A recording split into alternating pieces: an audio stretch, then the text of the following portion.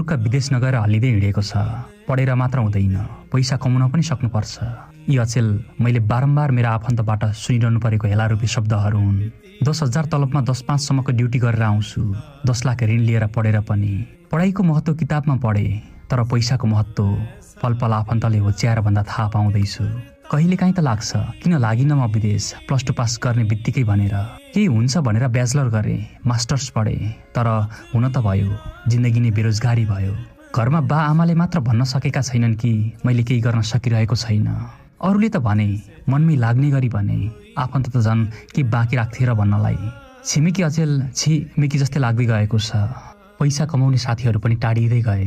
कहिलेकाहीँ ग्रुप कलमा साथीहरूले कल इन्भाइट गर्दा लाग्छ मेरो बेरोजगारीपन र असफलताको मजाक उडाउन बोलाएका हुन्छन्। जिन्दगीमा यस्तो उमेर आउँदो रहेछ कि पैसा समयमै कमाउनु पर्ने रहेछ भन्ने महसुस हुँदो रहेछ।